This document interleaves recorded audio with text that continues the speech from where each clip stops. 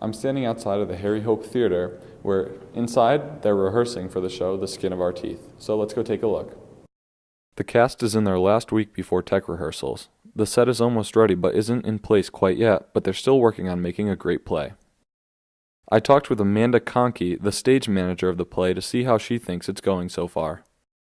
They're going really well. We've got a really great cast in the group and a lot of newcomers who are pretty young to the process, but they've really stepped up and they're doing an amazing job, and a lot of great veterans who've come back who are leading the pack, and it's just going to be a really good show. I'm really proud of all of them. So. During breaks, the cast is always laughing and joking around. They seem as if they've become a big family in a way. It is a must since they will be working together for quite some time. I sat down with the director, Jerry Winters, to see why he chose this particular play.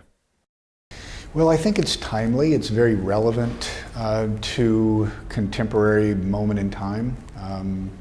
From global warming to any number of wars that we've faced the last decade alone, and the latest shootings and murders that we see in politics.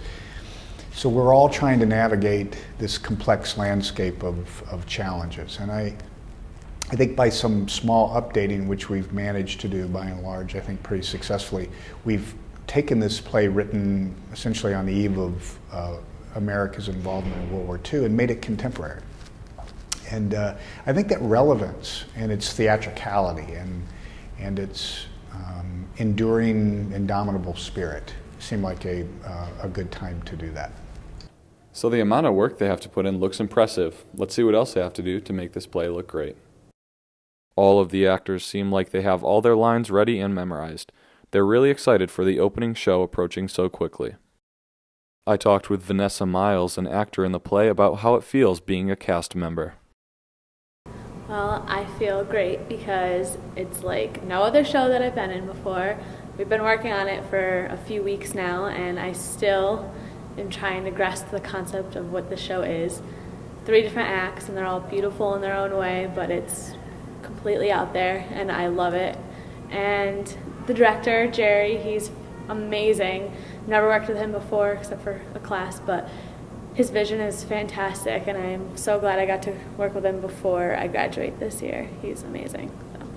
For the cast and crew, it's crunch time now. There's only a couple weeks left, and it's lights, camera, action. The director also talked about a small plot summary of the play without giving it all away. The play is centered around the Antrobus family, which is typical American family,